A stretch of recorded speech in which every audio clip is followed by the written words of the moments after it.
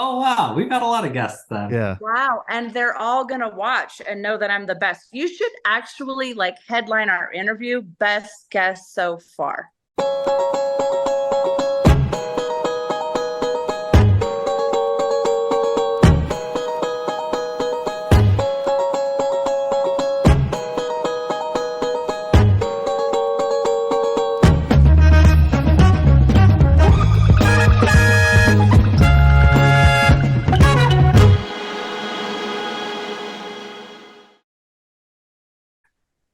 Well, Lisa, congratulations on your 180 point Did you see that? score.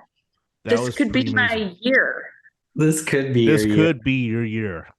I mean, it's from zero to hero. I owe it all to Noli for stepping aside. Oh, yes, definitely. I mean, here I am. It's definitely not Team Stumblefield at the moment. So it's At the moment. Yeah. Just keep waiting. You never know what can happen. Never know. Good stuff. Also, I've been getting proposed some crazy trades out there too. What? Ooh. That never happens in the Rosita League. Yeah, it's truly happening. Okay. Some wild ones. Any ones you're entertaining or crazy as in like you would never entertain them? Crazy as in I won't entertain. I can't get rid of Saquon Barkley. Sorry. Not your, yeah. I'm afraid to ask. Yeah. Is this coming from within the East Division, as in somebody from, let's just say, the Wapato area? I would say somebody who has ties to Exit 44 has proposed that trade to me. Yeah. Right. Can I be completely honest? I have no idea where I am in the standings. I'm just glad to set my lineup week to week. Well, I'll tell you where you are. If the playoffs started today, you would be in the playoffs as the lower wild card. So that's pretty good through 8 weeks. I'll take it. And my team is just starting to come alive. Everybody's scoring actual points. Yeah, it just came alive a little bit understatement. yesterday. Yeah. Listen, Yeah. 2 weeks ago, my quarterback was -2. I mean, can I say that guy on our podcast, or is this a family podcast? You can. I have a Yep. bleep button, so it's all good. Okay. Well, that guy, he's out. Dak Prescott coming in clutch. Yeah. Deshaun Watson wasn't too great for you. No, he was. I waited for him to come back all these weeks, and it was all for nothing. Yeah. All for less than nothing, really. That's actually true. Thank you. Well, Yeah. Jahmyr Gibbs also on Detroit had quite a game with Montgomery being out. So 34 fantasy points. Huge You game. know, He was some- running some good. people He have was all the fast. luck. Here's what I think is going on. I think part of it is you just kind of put your lineup together and it just happened to hit jackpot this past week. Correct. Yeah. That's I what mean, we I all hate do, to though, call really, it luck, right? though, right? I mean, this is a game of skill, isn't it? It's skill when you do well. It's luck when you don't do well. That's what I go with, at least. Yep, I think that's my philosophy too. Mm-hmm. Well, Lisa, what compelled you to say yes to rejoining the league this year?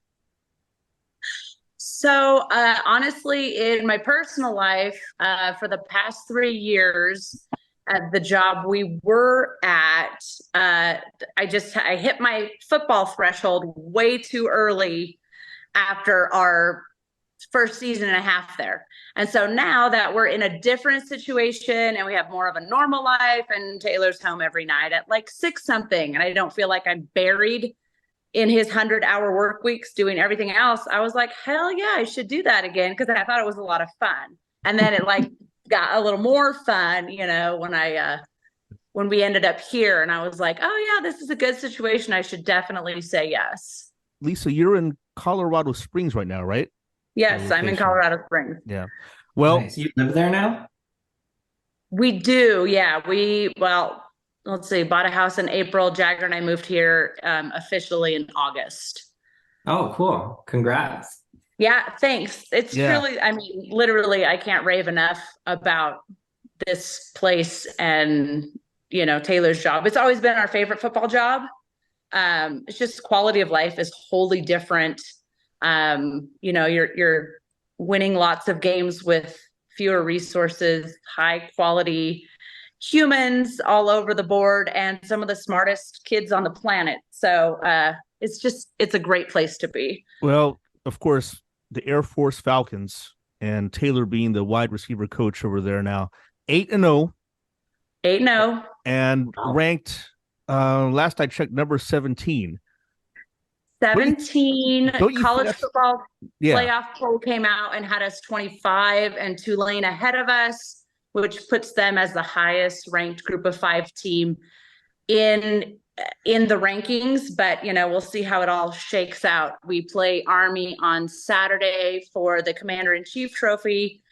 We already beat Navy, so if we win that one, then we win the Commander-in-Chief trophy and another trip to the White House. So Wow. it's good stuff. Yeah, winning and putting your kid to bed every night is like a double whammy. You can't. There you go. It doesn't get better than that. Don't you think That's the Air the Force dream. is? Don't you think the Air Force is ranked too low though? Yeah, like At I think 8-0? I think we're appropriately ranked in the other polls that when we're somewhere between 19 and 17 at undefeated. I think with that, the newest poll coming out having us at 25, I do think that's too low, especially when you see teams get smacked. Like, I mean, Utah getting smacked by Oregon. I mean, I know Oregon is good, but like Oregon has a loss to Washington. You know how it all, trickles down. I do think 25 is a little low. But again, there's a whole bunch of football to be played. So we'll see what Definitely. happens week in and week out. So Well- I had the pleasure of sitting with a man named John Urschel, former NFL lineman, played at Penn State, brilliant human, has his own theorem named after him in math. Has a super cool story about I don't know if it's competing institutions like MIT and somebody else competing back and forth to get him to finish his doctorate degree. I don't know. The dude has a book out. He's on the NFL Play 60 commercials. He's just kind of a force of nature.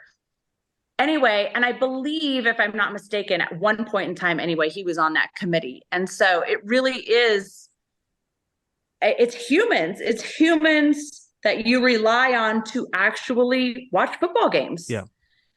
And, sitting in a whole separate, sitting on the East Coast, there's so many people out there don't ever watch any Pac-12 football because by the time they're kicking off, we were already going to bed. Right. And so you really do rely on these people to actually, conduct the eye test and see which teams week in and week out actually perform well. And I realize that's a tall order for humans, but it is what it is. And so I think at the end of it all, winning football games is hard. Getting bowl eligible is hard. Being undefeated is hard. Winning conference championships is hard. Making it to a playoff is hard. A bowl game is hard. It's all hard. But by the time it all shakes out, everybody pretty well ends up where they're supposed to be. So you just kind of trust the process and beat Army. Really, I got 20 people flying into town for the Army game. I'm so excited. Oh, cool. So, one step at a time, right? Yep. Well said. I remember when I visited you in Miami back in 2019. Can we still do that?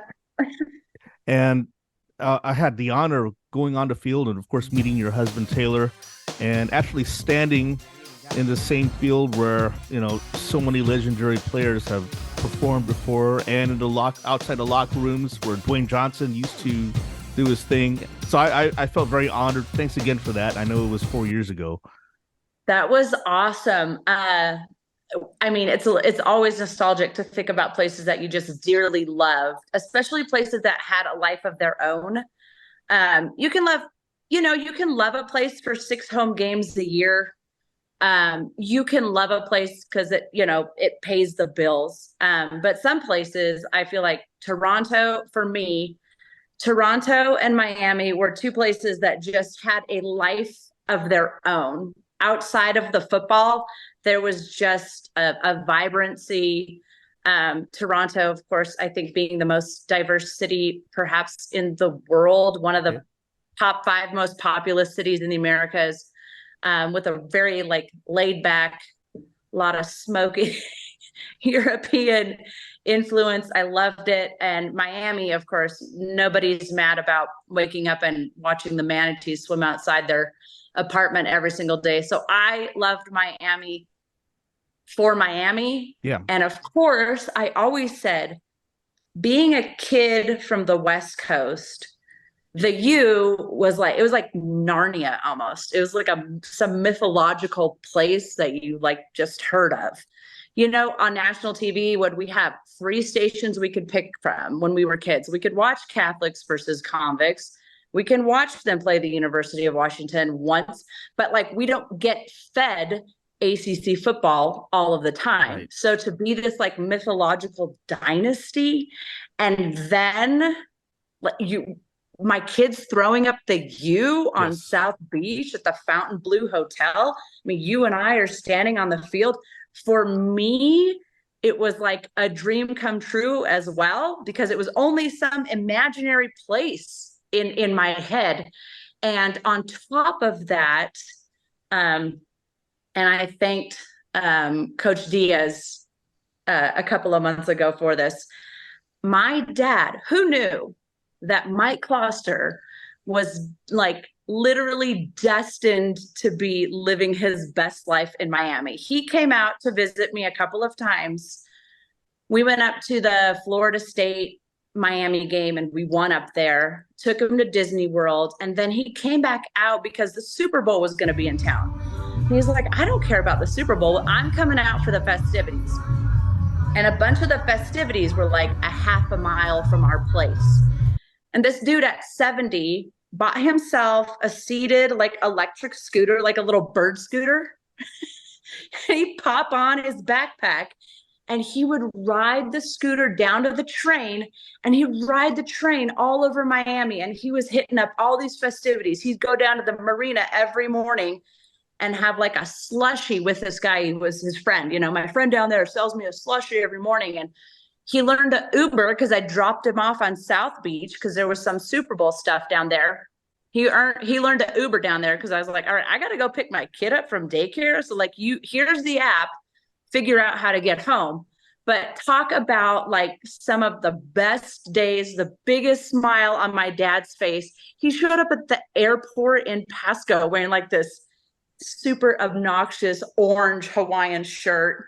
He bought like the biggest turnover chain that you could buy like in the bookstore. It was just massive. I mean, so everybody came to visit me. You came down there. It was just a super awesome experience in that 1 year. Probably the only regret I ever have in this whole business is electing to leave there. Oh, yes. To go to a different job, because that one was really, really special. Well, I'll tell you what, we miss your dad very much. Thanks. That's meaningful to me. That definitely makes 2 of us. Halloween was kind of a cool day for my dad. He would keep track of the trick-or-treaters on Scone Way. Like he was like making tally marks on a piece of paper to know how many came from year to year. He'd move his a little TV out into the living room. So he could, especially if it was like on a Monday night, he wouldn't miss the football game. He'd have the TV out there, trick-or-treaters. And he has all of his inflatable decorations. But I think one of the coolest things is he would not shut the porch light out until he confirmed multiple times by going out into the street that there were no longer any trick-or-treaters or cars on the road. And I thought I don't know, it was just pretty special. But that's a kid that had nothing growing up, realizing like this is it for some people. So I miss him today. I miss him on sneaky moments when you don't know you're gonna miss him, and all of a sudden you're like, gosh, that makes me think of my dad, or I really miss my dad. But thank you for saying that. Yeah. He's definitely a legend, cradle to the grave, I'll tell you that much. I'll tell you what, every time I check the road after just to make sure there are no more trick-or-treaters, I'll remember your dad. Oh, Mhm. that's so awesome. Thank you. Well, I also remember that it was just a family feeling over in Miami when as the victory song was being played.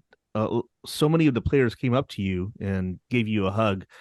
It seemed like a family setting. Do you get the same family setting in the Air Force team as well? Oh yeah, for sure. And I really like hand it to Taylor because um the like he's a coach, but before he can ever coach someone, he has to be a teacher. Before he can ever teach someone, he has to develop trust. And before you can ever develop trust with someone, you have to pour into a relationship. And so, really, the fact that he creates that dynamic where kids buy in because they trust him, we understand there's reciprocity in the relationship. I mean, let's be clear.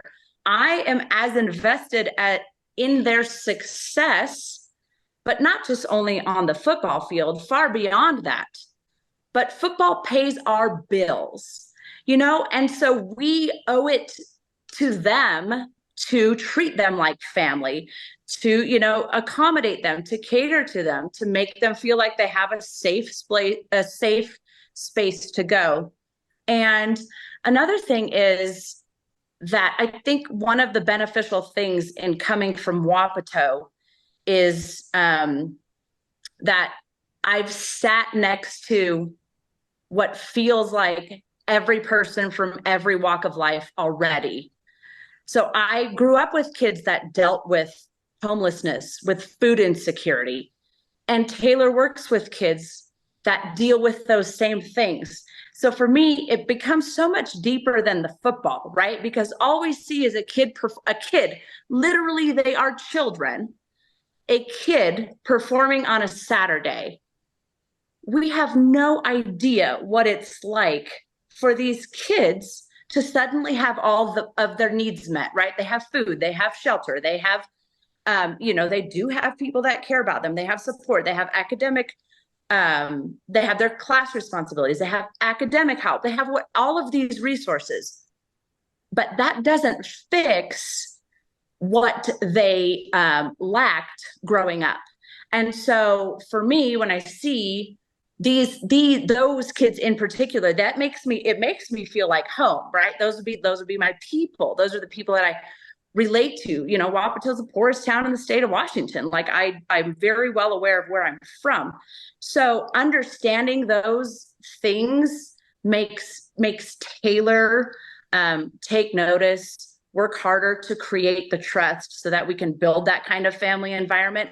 Otherwise, let me tell you, it's just in name only. Like, don't tell me you love me, okay?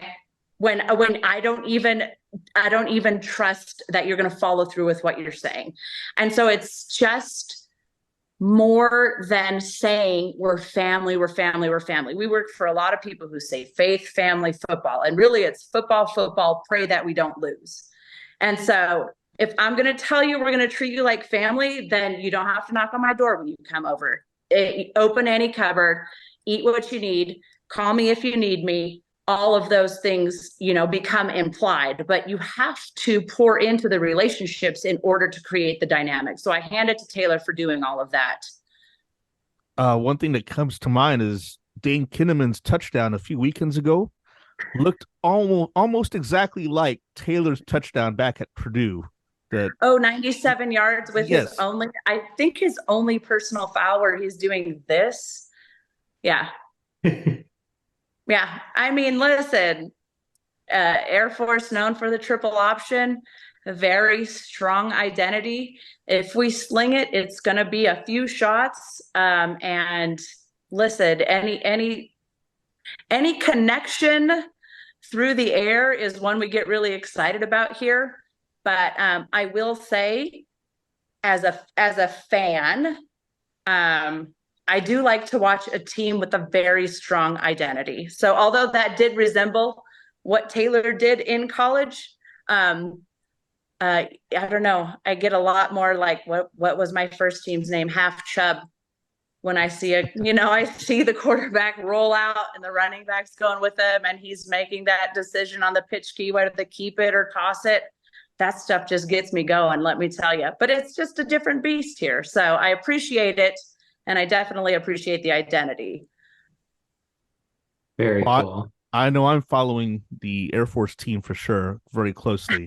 As Well, even thank you. And yeah, come out and visit me anytime. I always tell people we've moved, I think now we're like 11 moves in 16 years. I extend the invitation over and over. Come visit me, come visit me, come visit me. Obviously, you get here, I take care of the rest. And that could have been 11 trips. So, I'm in Colorado. You can come visit me here and we can do Air Colorado Force. Springs is on my bucket list. So all right, I'll keep that in Okay. mind. Say Thank you. less. Yeah, Well, give our love to Taylor as well. I definitely will. Thank you. Well, before I hit record button here, James told me let's get the town business and the left side matchup out of the way like a band-aid. So let's do Rip it that. off. 159 and 124. You are now 5-3, not bad.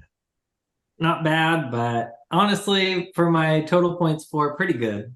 Still third in the East. Well, and because of the mere fact that you scored more points than Tanny, you surpassed him in the standings. So you're now in the number 3 slot in the East.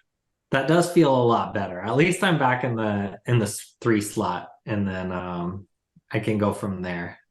And yeah, almost to 1,000 total points. My points are starting to look up. Highlight for me, I guess, silver linings for me. Kristen pointed it out this morning when I texted her happy birthday. Happy birthday, Kristen, by the way. Happy birthday, Chris.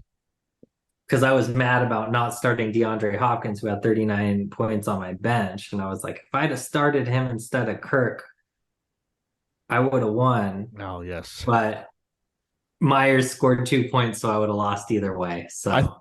But I know that's 2020 hindsight. I still think you might have made the right decision there, knowing what you knew going into the game. Yeah, because we weren't sure about the new quarterback on the Titans. Yeah.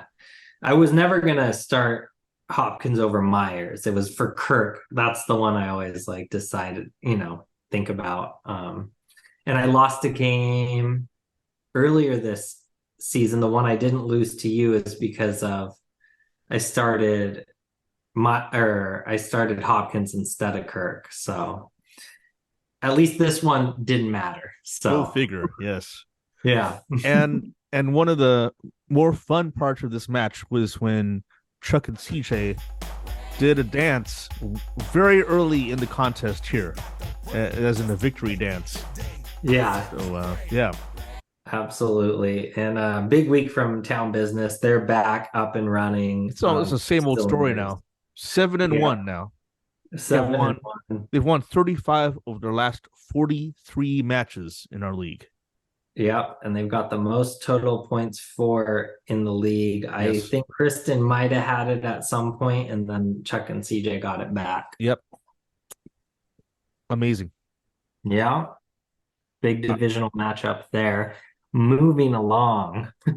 Speaking of divisional matchup, and yeah. Lisa, thanks for the interview earlier.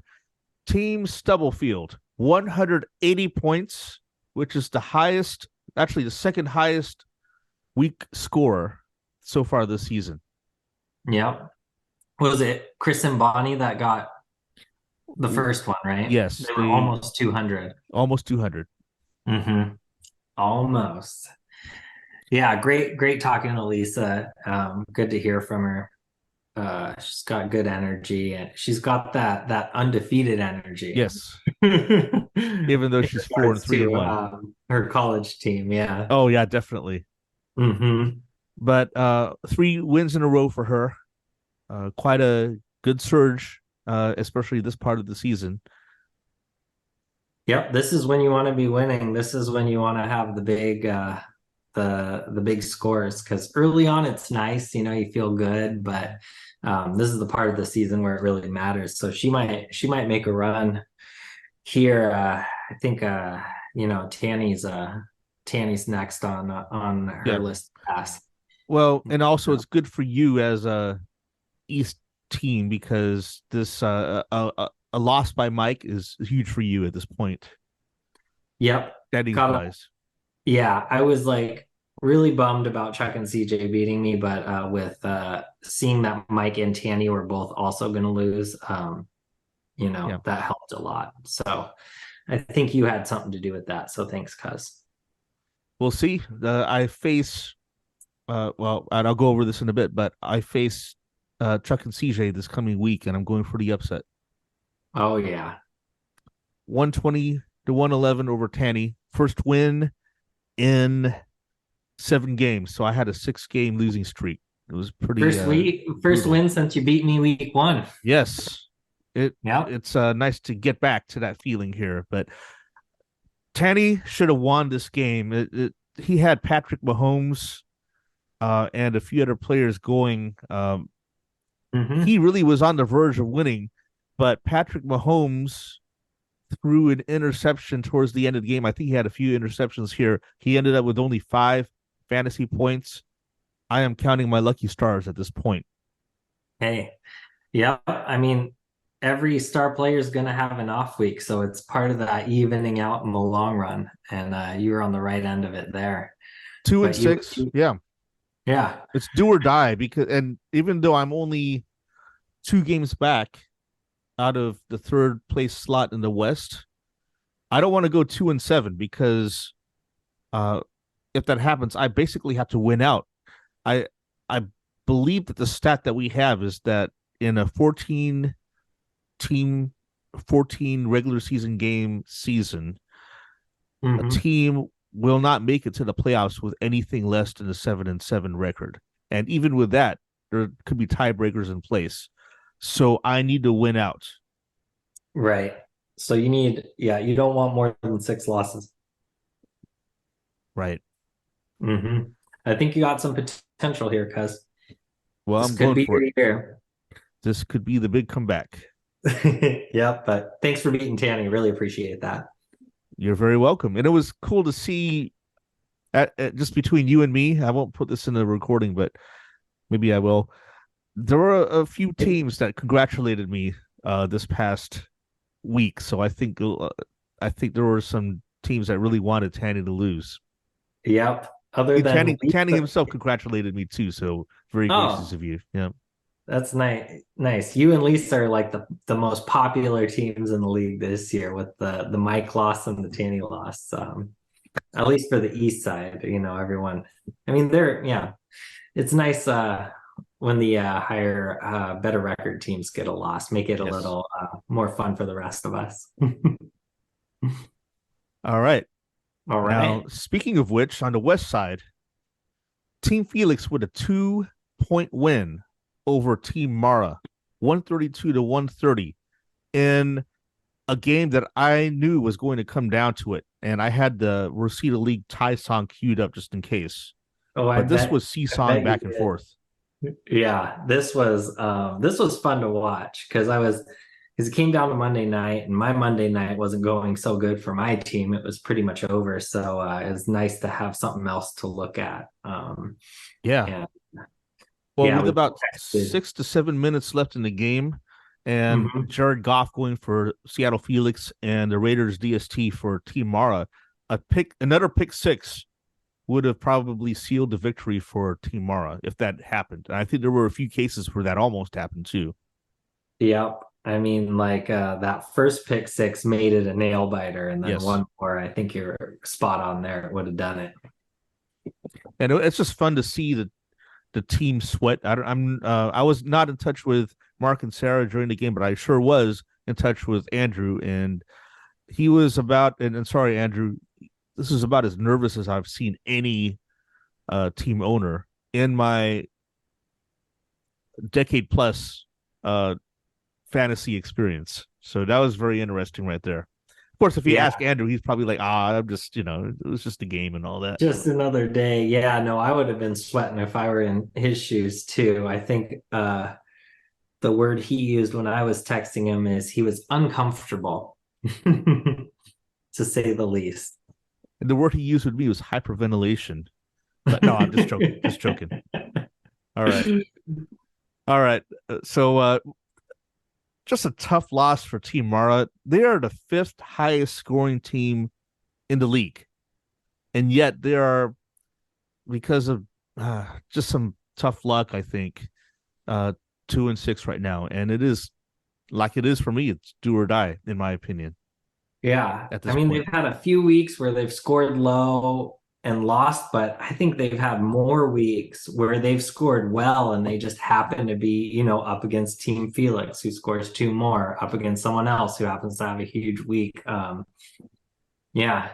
Rough luck Yeah, for them for sure. I mean, if Jalen Warren run, on their running back catches a ball and runs it for 10 yards, that's a tie. I mean, it's Hmm. that close here. I mean, it's really. I'm just trying to make them feel bad too, but Yeah, yeah, I mean, yeah. that was just anybody's game. Felix ended up coming out on top, though. Second in the West for Seattle Felix, not bad. Yep, holding it down. And I'm looking at the updated rankings and I see who's first in the West. Oh, and we're going to get to that right now. All right. The number one team in the West currently, Nabil, with a huge win over Seattle KBA, 108-91. Congratulations, Mhm. Nabs. In this week's Banyo Bowl. Well, KBA with a very uncharacteristic 91 points, unless you talk about some of their earlier seasons, then it's not so uncharacteristic of them. But this season, Right. where they're averaging over 130 plus points per week, this was a very low output. And I mean, Kenneth Walker underperformed. Michael Mayer. I'm thinking Michael Meyer, the Halloween character. Mike Uh, Myers. yeah, 2 fantasy points. Eagles underperformed for defense. Yeah. Just tough. Washington had a day on offense against the Eagles. Do you think this is a Yeah, regression to the mean, James? I I mean, think for so too.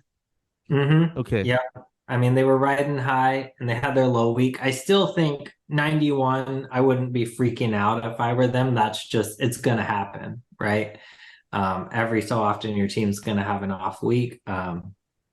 So I think they'll bounce back pretty good. Yeah. I think they're still one of the better teams in the West. But, this was a week just demonstrating their floor. And Nabs was good enough to get that 108 and take the first spot in the West. Yeah. Huge, huge win for him.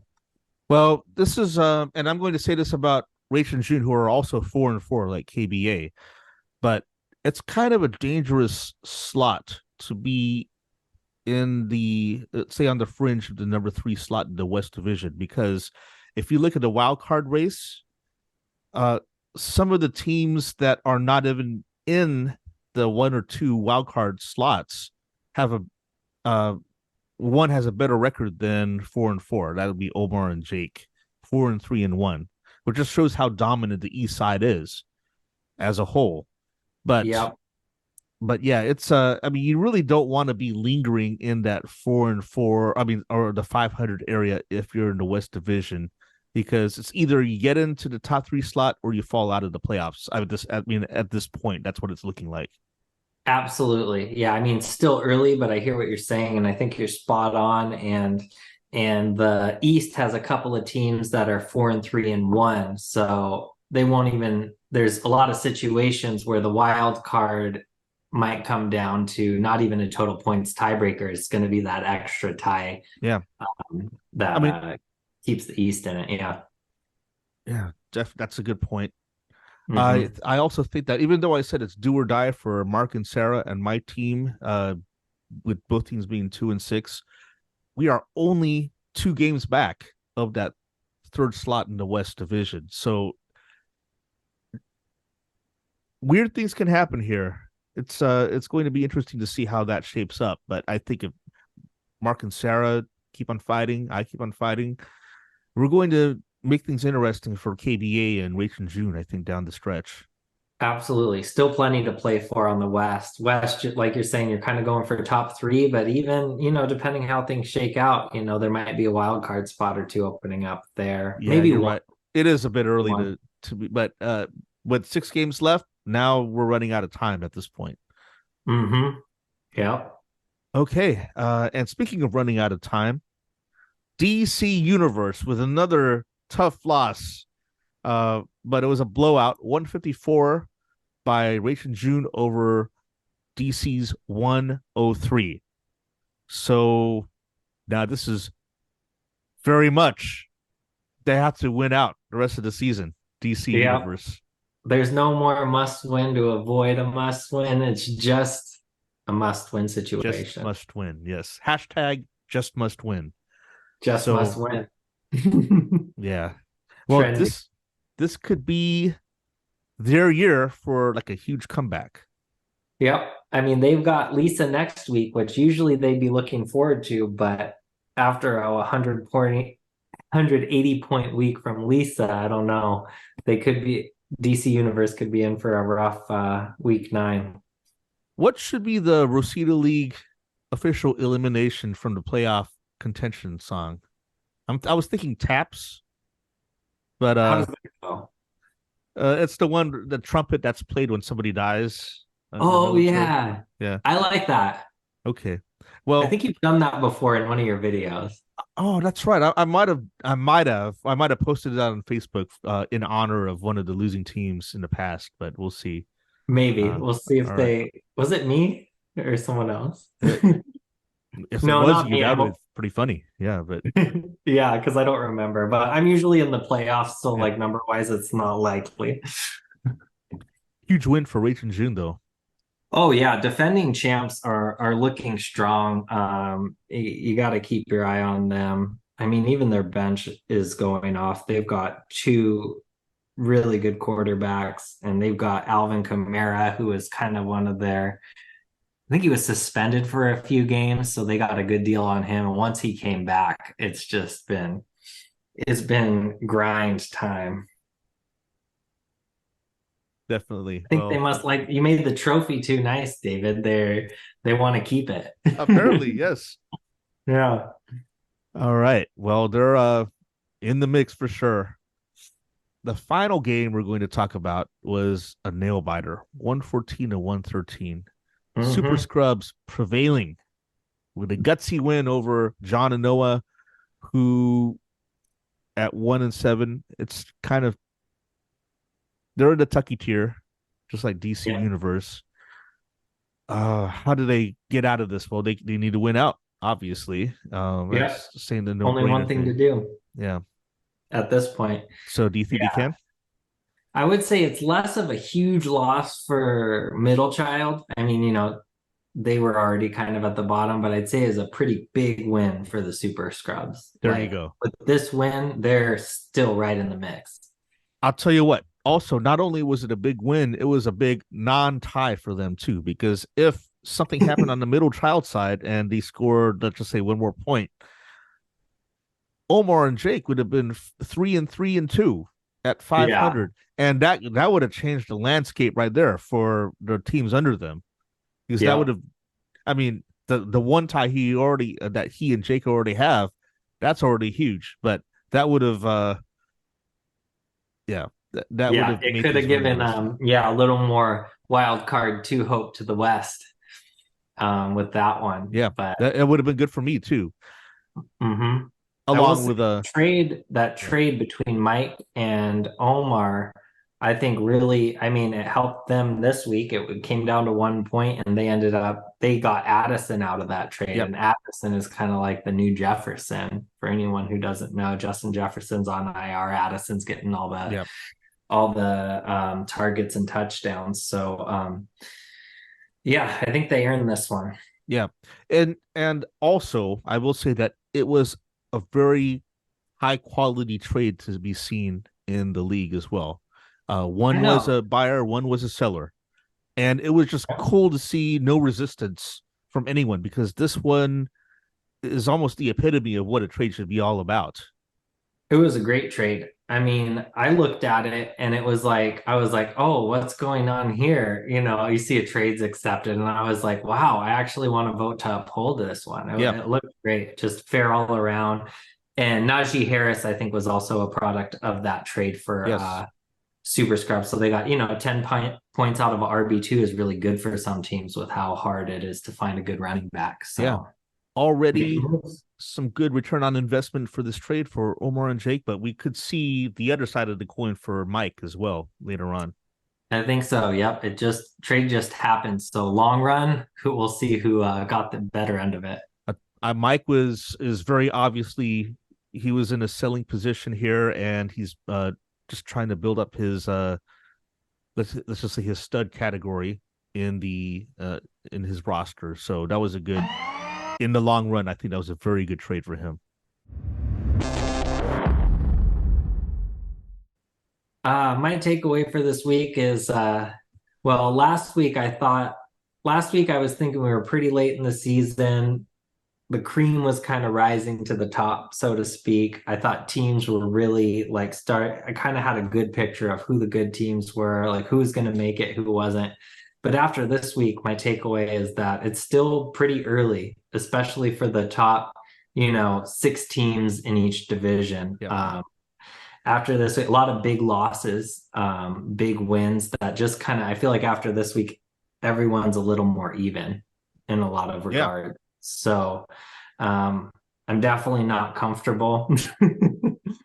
Like Andrew on Monday night, I might even be a little uncomfortable, but I think everyone still has a lot to play for. All you got to do is make it to the playoffs.